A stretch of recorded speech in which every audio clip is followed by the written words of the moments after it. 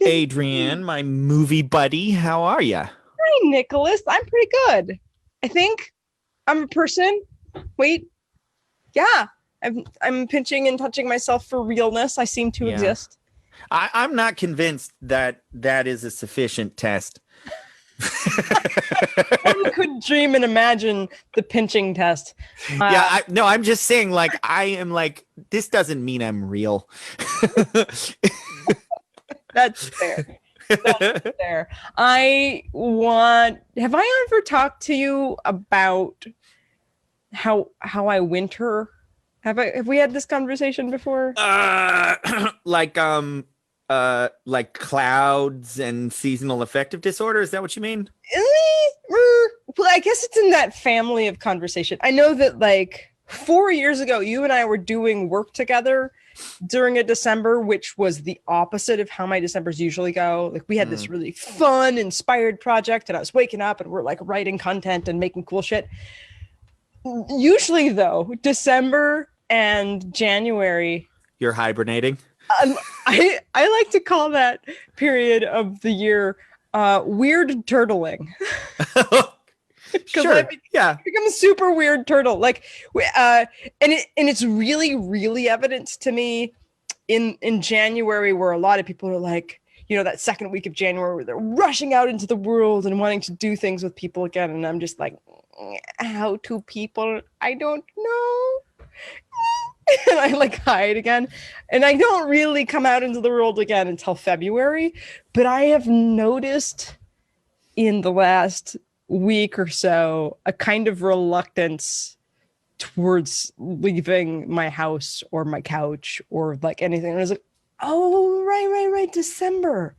This is my like, no. You sound like a groundhog. I sound like a groundhog? Yeah. Like I'm checking to see. Nope.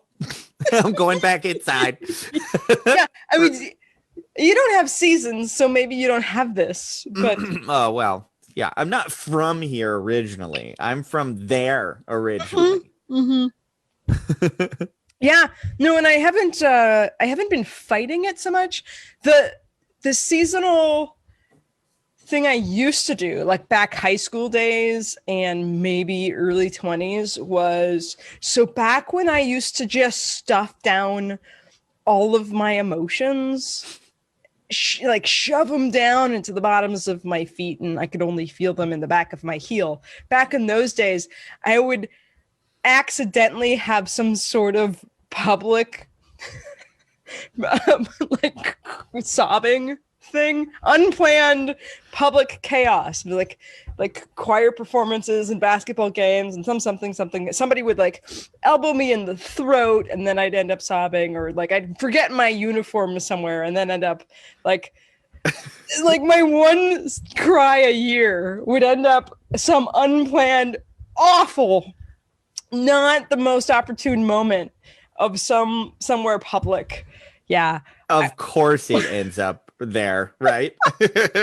Yeah. So you want to hear how weird my brain is? Yeah. When you were talking about that unplanned public emotional, I had the thought of like the term emotional meltdown came to mind. And then I had the thought of, do you remember Mad Max Fury Road? Yeah. When they like spray the stuff in their face and then go, witness me. And I just imagined an emotional meltdown where you're just screaming, witness me.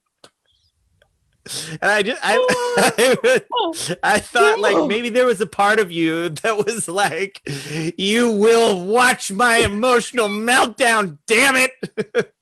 Well, okay, so I was going to say, it's not fair, not to be fair, but to be accurate, I did have emotional outbursts, but they were usually violent. As in somebody would make a shit call, and then I would be like, oh yeah, and I would smack a basketball against my own face, and I'm like, frog you! Because if I said fuck, I get kicked out. Also, sometimes you get kicked out for doing things like smashing a basketball at somebody off your own face. It's a little aggressive. a little bit. Kind of insane, or just like, look like I'm running full speed at someone, but then just slam at the mat at the like slam into a wall next to them, and I'm like, well, there you go, I've shown you. Just like, or like rip my own, like thrash my own uniform, like those. Perfectly fine doing that, but just crying in front of people, not my favorite. So I've in the last decade, I've increased the number of like crying events so that I don't seem to have this explosive, unplanned breakdown in the middle of the winter. But so there's this gentler. Oh no, I don't really want to talk to anybody. I just like sitting here under my blanket. It's so good here. I do wish that there were twinkle lights. I could buy them, but I'm not going to go out to buy them. I think the instinct to hibernate is a real fucking thing. Yeah. And that I think a lot of people do not just grant yourself that seasons affect your nervous system. They affect the animal that you live inside of. That animal doesn't know that there are weekends, but it knows that there are seasons. It knows that this is a time when you're supposed to go like huddle up, eat lots of food and save those calories, because you don't know if you're going to be able to find food later on in the winter when it's really cold, and you might just need to rely on those fat stores. Like, I'm doing so good at that. I'm doing so good at that. I hit my opposite of the weight goal I have the other day. Like you wanted to lose a certain amount and you gained that amount? Pretty much. I was like, wow. And you know how sometimes in cold times we can put on like underlayers and then put our clothes on? Like, so the other day I felt just as uncomfortable as if I'd put on like leggings under my jeans, but it was just my own fucking skin. It was awful. And it like coincided. I did eat a good number of burgers in the past few months, with also the not moving or leaving my house. And so I earned it fully. Also, that was like coincided with like PMS bloating. Plus, I started drinking this new shake that had oats in it. So PMS bloating, oat bloating, it was impressively uncomfortable. And I was not wearing an underlayer of anything. That was just that's just the expanse and stretch of my skin rubbing against stuff. It's awesome. In the vein of, I don't know, getting one's life under control. You want to hear an inspiration that I just had that I will, this is an exclusive for the show. Wow. Yeah, I think I am going to be brushing off an old project that I did a number of years ago and seeing if I can share it with some people. So if anybody's listening right now or listening at some point in the future before January 1st, 2021. A number of years ago, I was introduced to a concept called 30-day trials or 30-day experiments.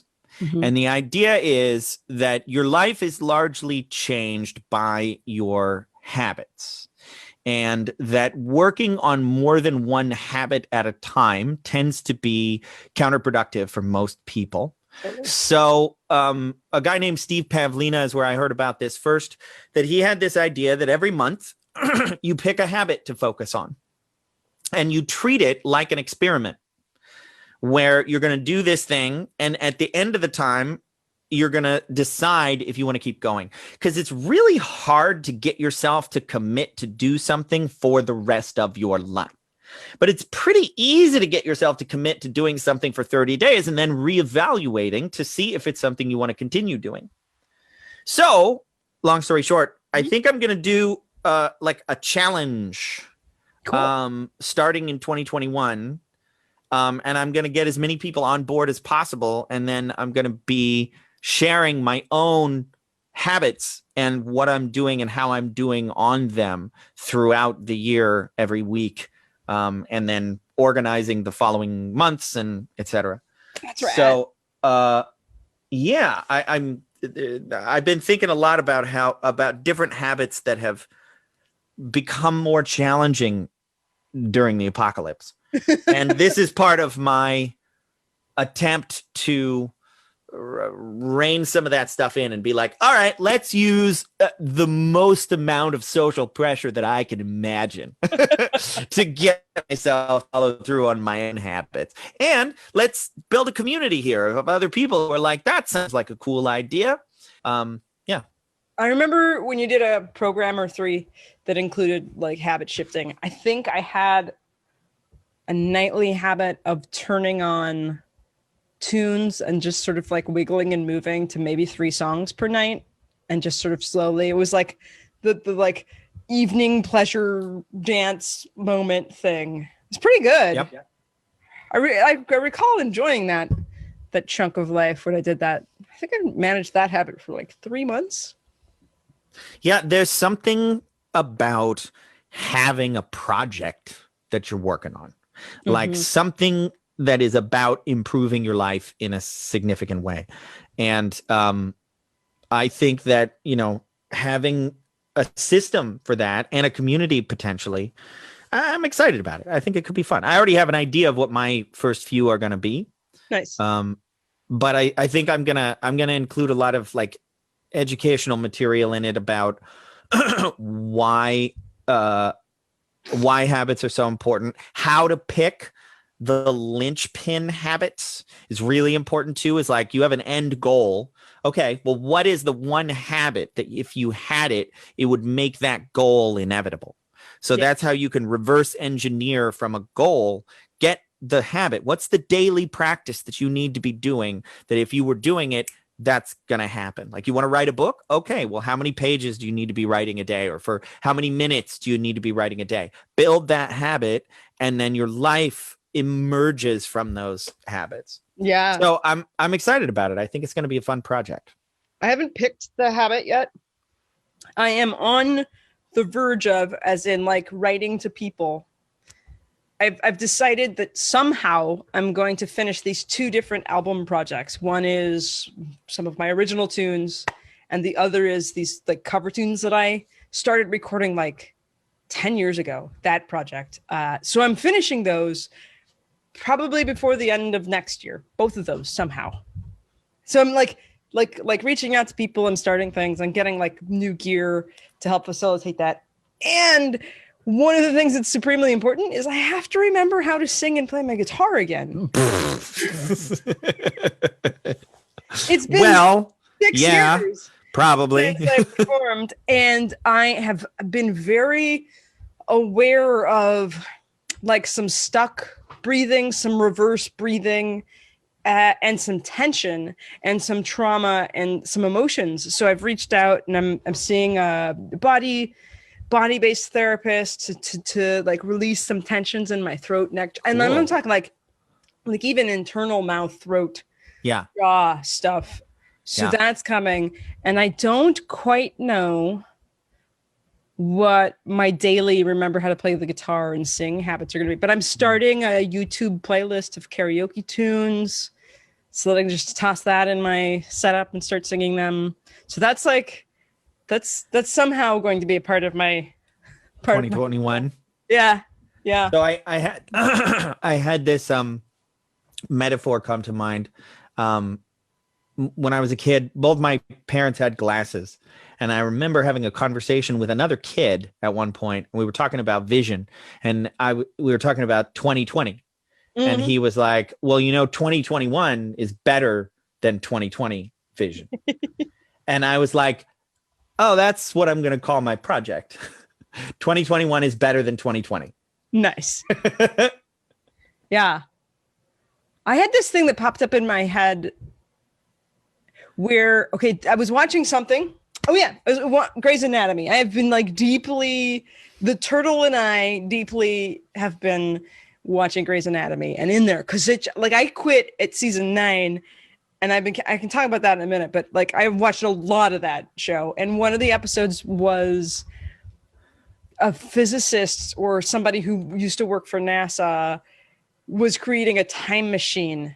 And in this show, the theory was you cannot go to the past they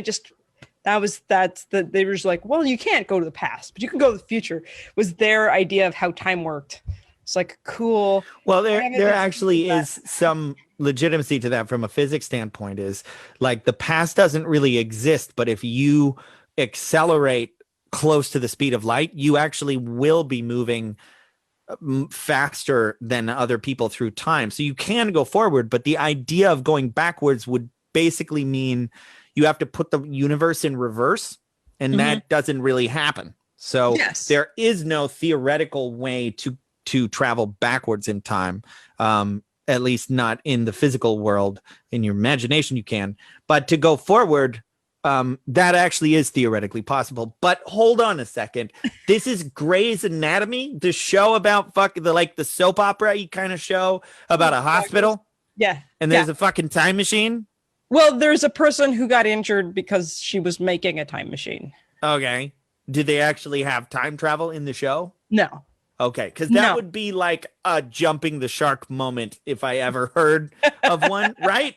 Am I right? Yeah. Well, we can talk about Grey's Anatomy in a second, but I was just thinking about how, okay, so if you could only go to the future, what I could do is maybe I don't know what I need to be doing right now, what habit is the most important shift to do. Oh, yeah. Or maybe I don't necessarily feel connected to like a deeply viscerally motivating or inspiring reason to do something. But what would my future self need me to be doing right now so that we can both exist and accomplish the things? I'm like, so I was like sitting there on the couch, and that was my inspired moment of that particular episode. It was like, I don't feel all that compelled or urgency towards any specific thing I have to do, right? Sometimes I do. And that's how a lot of my motivation for habits and changes have happened before. It was just like, I need it. And so I have to do these things. And I don't have a pull so hard. Like, finish these albums.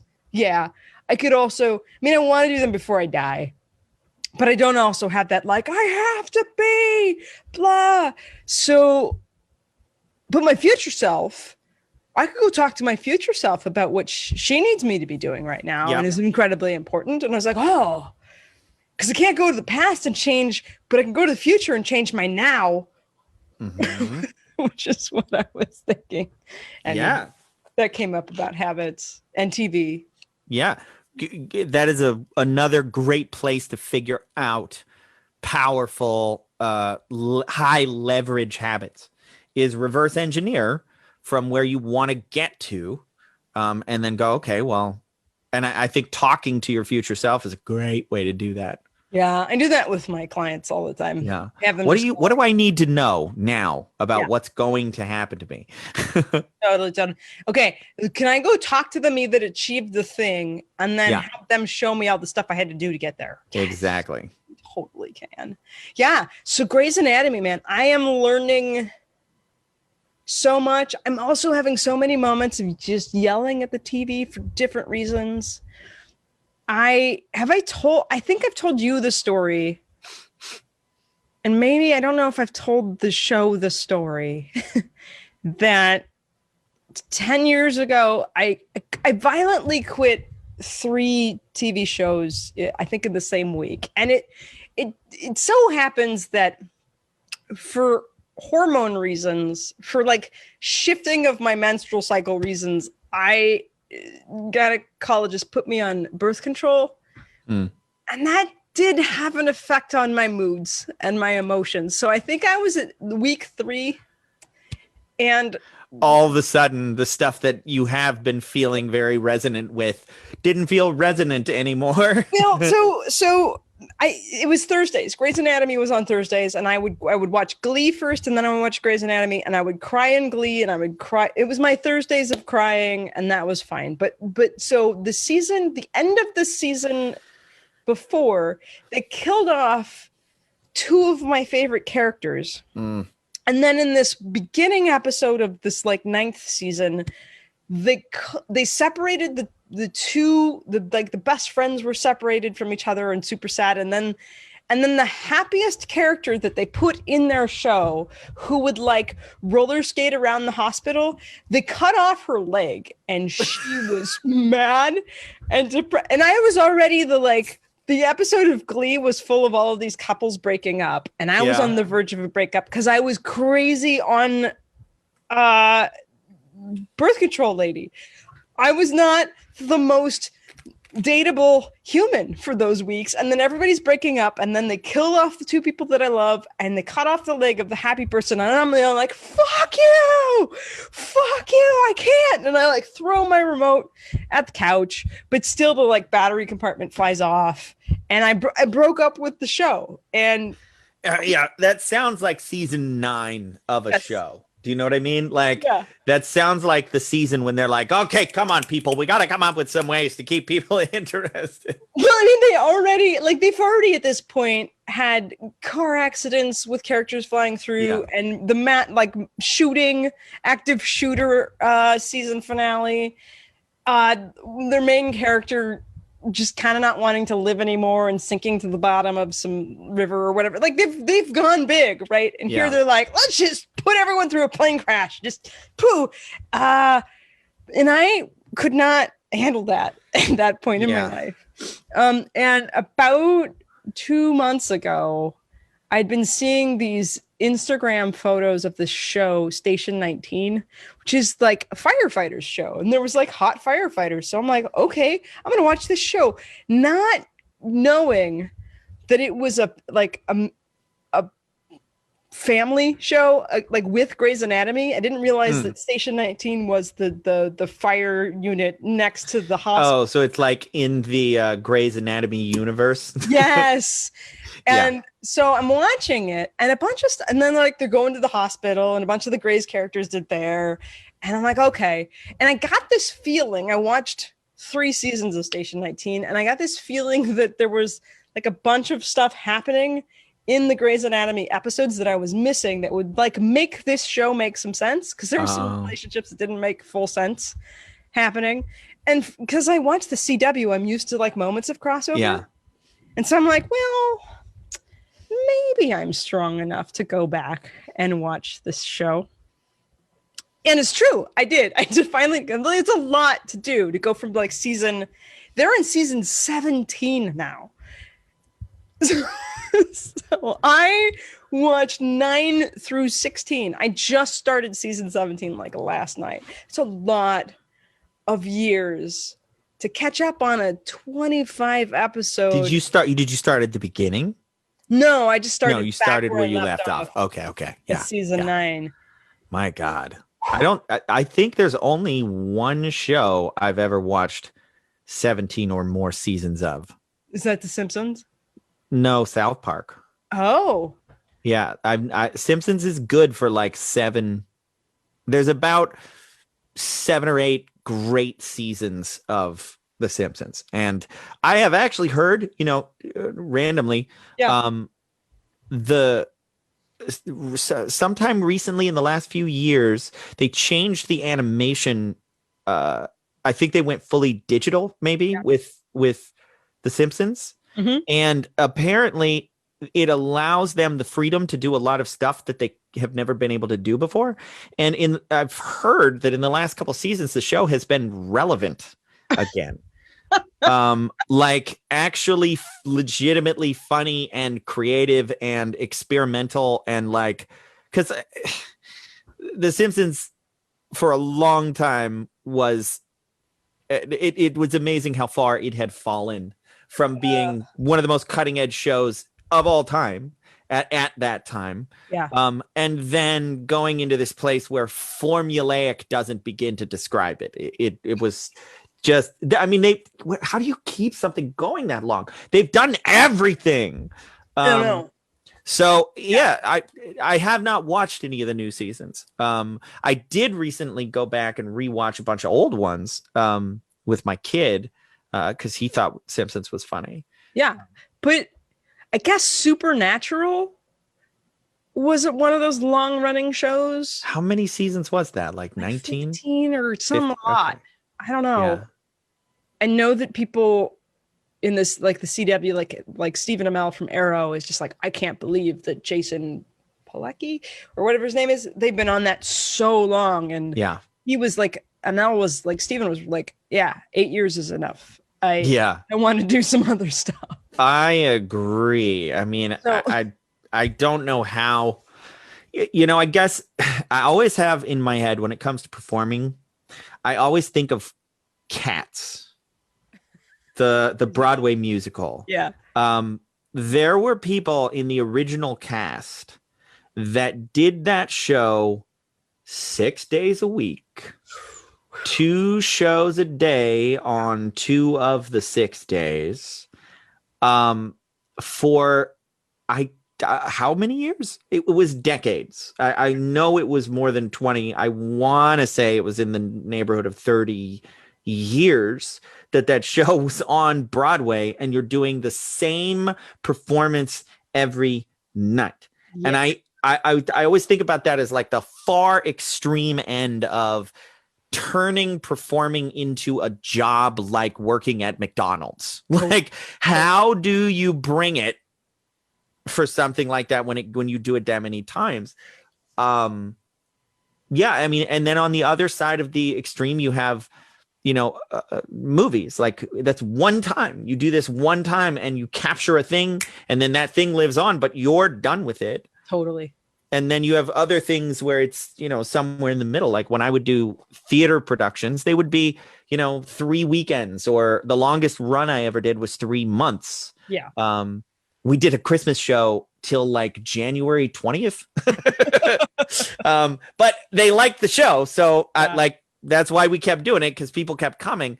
But yeah, I had that's a weird spectrum. Yeah, I had a 3-month run of this like touring children's show at elementary schools, and we would do 2 to 3 shows a day, traveling all around like Oregon for 3 months. That was my life. It was a lot. It was a lot of work. And I have friends who've done like Blue Man Group in Vegas, and they were like stage manager of the Blue Man Group for like 4 to 6 years. And a friend who just did a 6-month run as a lead guitarist, filling in for someone who was pregnant, and she was like, it was a lot of work. Did I tell you about my weird connection with the Blue Man Group? I don't know if you did. If I can grab the conversation and Sure. turn it in a full 90 degrees. So I was looking for, a number of years ago when I first got introduced to bioenergetics and the work of Alexander Lowen, I was looking for a bioenergetic therapist local here in Southern California. And I found a woman who was, it was a couple that they both did therapy individually. And one of the two of them would often lecture at some of the big conferences and things like this. I can't recall her name off the top of my head, but I ended up reaching out, having a consultation with her. And when I sat down and talked with her, she told me that I can't remember how it came up. I think I was talking about Joseph Campbell. And she brought up that her son was part of this group of people who was really inspired by Joseph Campbell, and they did this this performance piece about this archetypal character that they called the Blue Man. And her son was one of the original Blue Men. They apparently, the first performance they ever gave was they got all blue, and then they carried like a coffin with somebody in it. I can't remember what the symbolism of it was, but they did it in like a parade of some sort. That was the first appearance of the Blue Man Group, and her son was one of those guys. That's awesome. Yeah. I used to work at the House of Blues Vegas, which is across the loading dock of Blue Man is across the street from the loading dock at the House of Blues. And we would see all sorts of weird prop objects being dumped in their like dumpster at the end of the night. And I just remember the weird shapes and blue people. I don't specifically remember what they were. But yeah, just weird visceral memories of like, we're loading in rock bands and they're loading in weird floaty things and passing it out. Yeah. It's just like 2 a.m. Vegas memories of spaces that most humans don't get to like witness. Those are not. Yeah. Behind the scenes, literally. Yeah. So 17 years, I found myself yelling at the TV. And I think here's some stuff that I imagine you probably would relate to. So like season 9 to season 17, that's a number of years of evolution and for character development. And many characters come and go, and there are all these different, like each episode's different diseases come in and get to be solved. All the while, these humans who are regularly there, they're having their dramas. So very frequently, there are usually man people who will punch people or break things or punch walls or do violent things. And for a very, very, very, very long time, I think it was like season 14 or 15, before anyone just suggested that some of these people might go to therapy.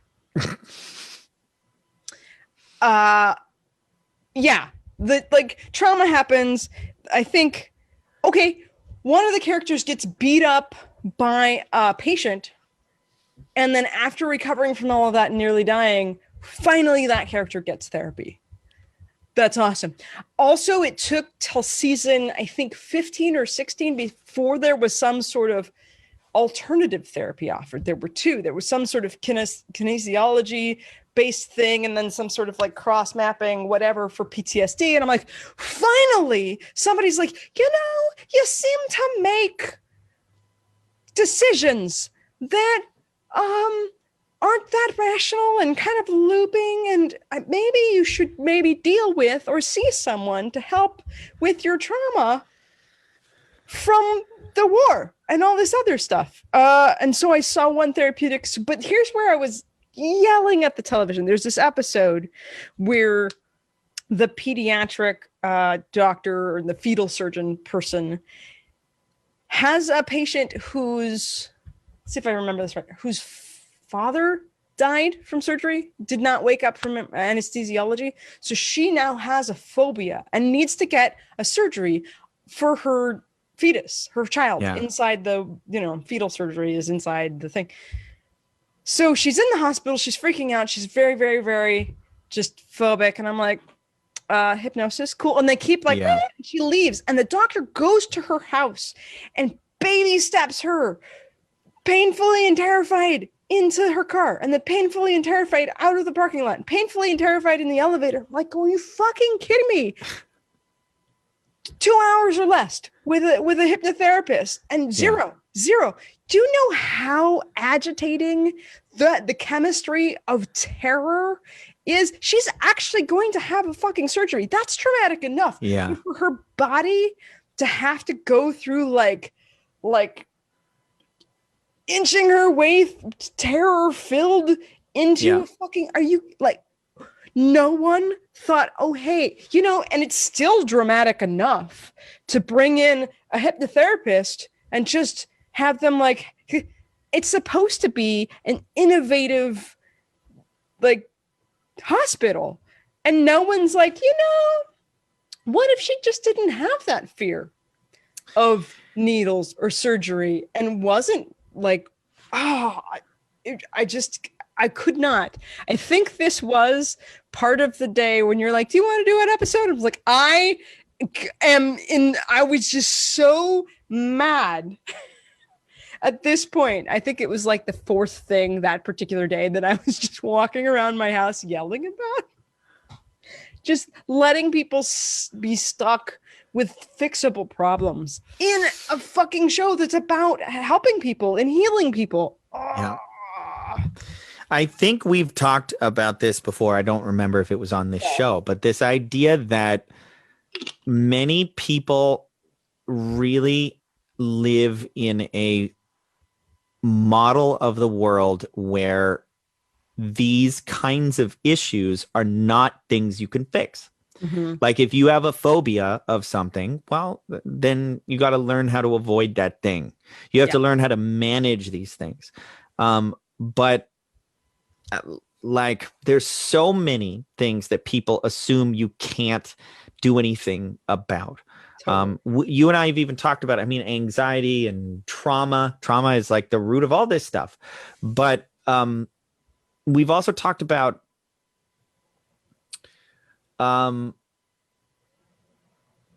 you can't, there's when you don't understand what it is possible to overcome and heal on a mental and emotional level, you operate rightfully with the assumption that you need to make the world safer for all of the traumatized and wounded people. Yeah. But the problem is that it's, to use a physical analogy, it's like lots of people are getting wounds physically and they're not healing them.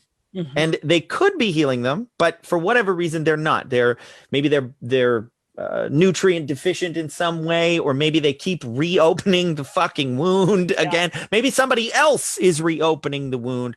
Whatever. The point is, they're walking around with all these open wounds, and so people are taking the attitude of we need to make the world safer so that it doesn't bump these wounds, when that's not really the answer. We don't need to nerf the world physically or emotionally or mentally. We need to make people more resilient.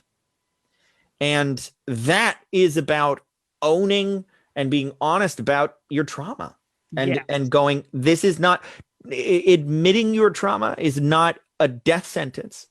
It's the first step of actually transcending it. Yeah. And you getting angry that show is reflecting that the existence and persistence of that worldview makes a lot of sense to me. Totally. One of the other things that I was deeply in the apparently, and I literally wrote to the show's Instagram account because I just couldn't anymore. One of the things I was getting upset about was that the show is set in Seattle, and apparently in this version of Seattle, there are only just Black people there. I'm like, really? Asian people exist, and there's like 16% of them in Seattle, according to the census of 2010, which is where season 9 starts. And also there's more now, including Southeastern Asians, which equals India, because tech boom. And anyway, like, where are the Asian people and where are the Latinx people? And like, what is going on? I'm so confused. So then I do some Googling and I discovered that they're doing blind casting and they're very proud of it. And still, apparently, it isn't until like season 14 that I'm like, oh, here we are.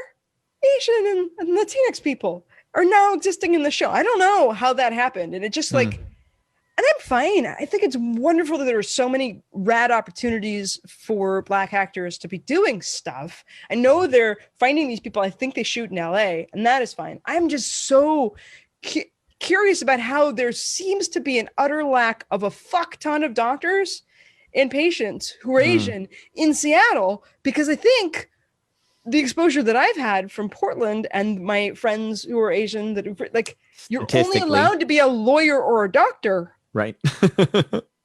It was just so very, very, very strange. And it's different. Like it gets into like season 14, 15, 16. I'm like, oh, it brings you out of the story. That's one of the things is like, when the character is shoehorned in there, or when the character's missing, or like it should be something different, both of those are not, it's like casting that's not in service of the story.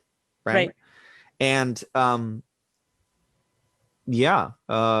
think it takes you out in either direction. It was just very confusing, and it's fine. I mean, like Shonda Rhimes is the showrunner of this, and then she's like very famously one of the biggest African American showrunners, or the biggest showrunner ever, actually.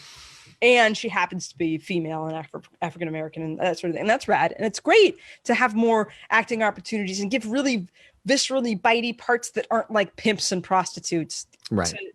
To the, I'm like, yay. Also what they got right, and there's a time I'm not yelling, like by like mixed race couples actually have children that are probably the color that they would have. Like that's driven me crazy about other shows. And so I'm like, oh, I'm represented here and that's pretty cool. And yay, I'm not yelling about that. But it's like, where are the Asian people on TV? Where at all? And it's so the other thing was that there were a couple characters who were driving me nuts because their pattern was to be incredibly self-involved and then speak for the other, like, they would speak over and for the other person. They would just decide in their monologue what the other human was thinking and feeling, and then they would react to their own projection and then leave the fucking room. And I was just, well,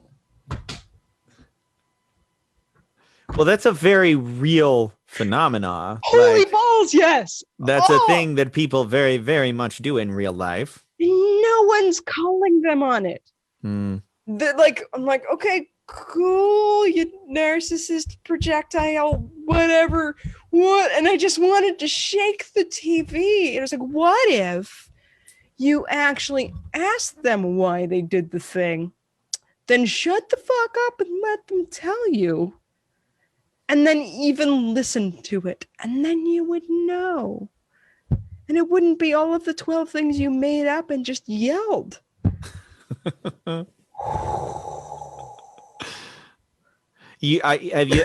sure you've never had an experience of someone doing that to you in life. Is that maybe why it gets under your skin? I'm in a relationship like that recently. No, I don't relate to that at all. No, my father has been doing that with me. But to me, that's an interesting one to bring up because it's frustrating, but it's supposed to be. Like, that's good writing if they're getting you to feel that way because they want you to feel that way about that character, right? I'm not entirely sure that's the case. Oh, okay. I think there's a level at which both of these characters are female, and I think there's a level at which we're supposed to sympathize with their point of view. I've seen that before. Yeah, where you're like, wait a minute, no, you're not the victim here. No, I mean, everybody gets to exist and have their experience and their emotions. And these characters just keep running this pattern, and I'm waiting for, like, there were some moments where one of the characters, April Kepner, who's a really annoying character that becomes just really kind of fun to watch because she, like, spins out in a way that's amazing. And somebody does say, this is so not about you right now, and, like, has to, like, reel her back in. It's like, no, this is about, like, refocus, about me. It's just one time somebody calls her on it. And the other character is Maggie Pierce. And it's rough because all of these people are supposed to be incredibly brilliant, geniusy, like, great at their craft, but they're also humans that, like, spent a lot of time with other geeks and books and science. Well, and also there has to be drama. So I always think about, like, like, I don't know if this is accurate because I have my own distortions and projections, but when I imagine a team like, let's say, NASA, okay, their whole thing, I've been toying with this idea about the hero's journey as, like, one of the problems is that we model these stories where there's drama because that story is interesting, but the hero's journey does not presuppose drama. It presupposes challenge, but going to the fucking moon is pretty challenging. But the idea is that if you plan and you train sufficiently, you should be able to go on your hero's quest with no drama or little to no drama. Even if there's unexpected things, you can train and plan so well that it's not that big of a deal.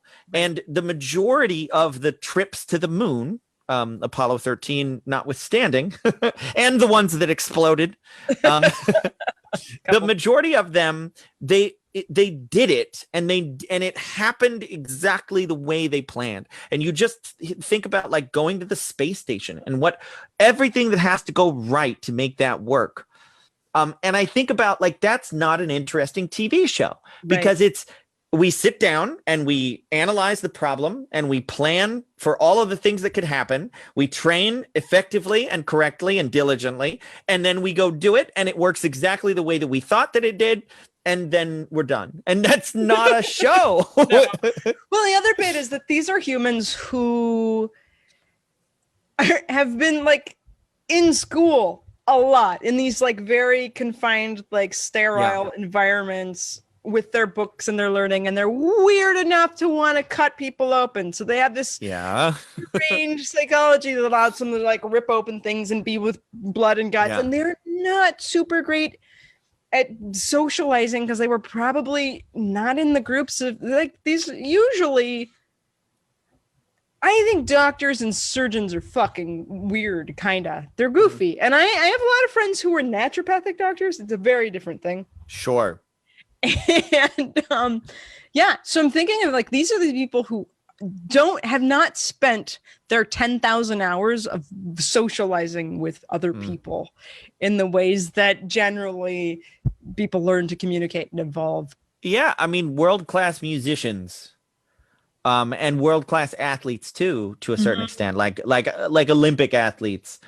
Not like professional athletes necessarily. Some of them are like that. But when you think about like the kind of, I've put like magicians in there too, like the best violinist in the world and an Olympic gold medalist shot putter and a magician and a surgeon are all going to have a similar level of obsessive compulsive, like they're going to have missed out on a lot of things because they have been putting 14 hours a day into the art and skill that they are developing for however many years. Yeah. One of the firefighters in Station 19 is an Olympic track athlete. Yeah. And that's part of her storyline, is just not having access to relating with people in a specific way and being really freaking sadistically competitive. It's pretty good. It's pretty good. So where are you in the show now? So now I'm caught up. It's still on the air? Yeah, they're in season 17, Grey's Anatomy. Oh, I didn't get that. And I thought there was like a finale we were working up to, but not yet. I don't know when that show's going to be done. But I did get to that, like the calm. I just like deeply was in the catching up, and just last night got to see this season's first episode of Station 19, first episode of Grey's Anatomy, and they're in pandemic now. Oh. And I actually partially was trying to figure out what I'd missed in the crossover episodes to answer a question about one of the relationships that is happening between the shows. And it turns out there are 0 scenes that explain the missing elements of what I'm supposed to know about a relationship that's in the show. So there are these an odd writing choice. That sounds like an editing problem. It's we had to cut this down.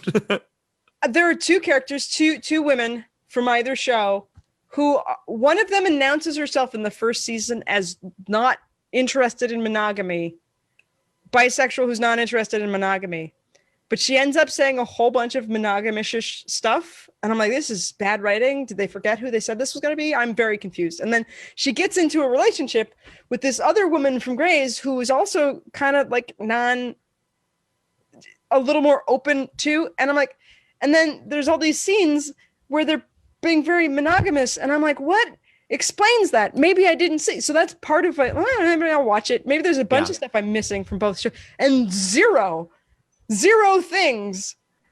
They're not in a scene together in Grey's Anatomy at all. They're only in the Station 19 episodes. I'm like, okay, I am still confused about when did these 2 people decide that their particular relationship with each other is now suddenly this new thing where they're only what? Also, what?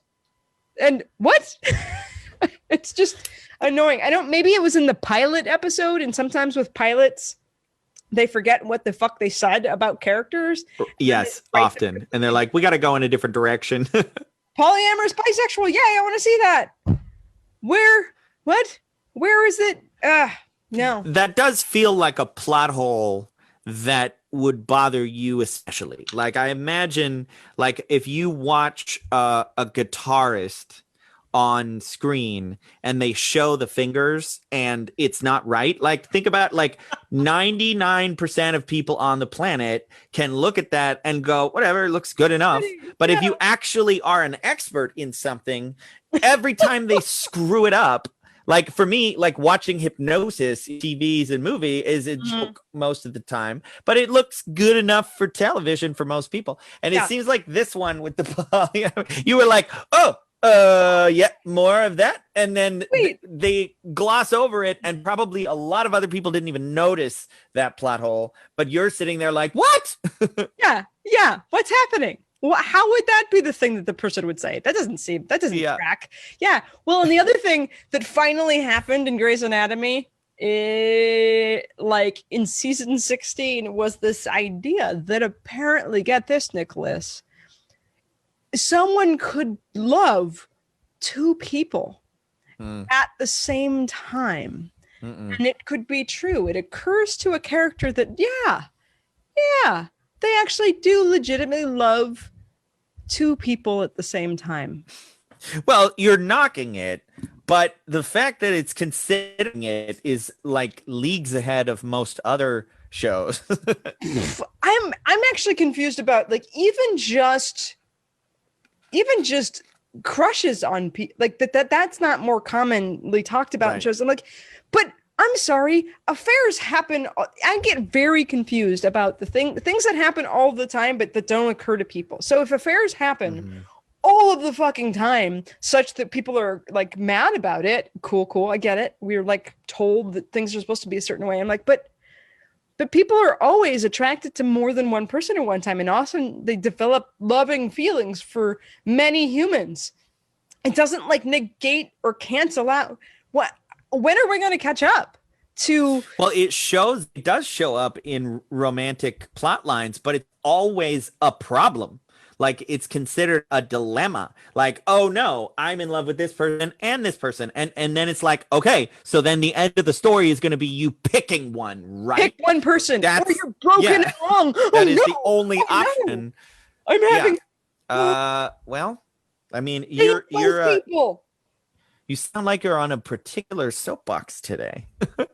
It keeps repeating. This theme keeps repeating in shows. I'm like, well, but when I just don't understand. I don't understand if people seem to keep having affairs and being capable of feeling for many, many people and being attracted to many, many people. Why wouldn't we just appreciate that seems like a very human thing that exists? Well, my wife and my girlfriend and my wife's boyfriend all agree with you.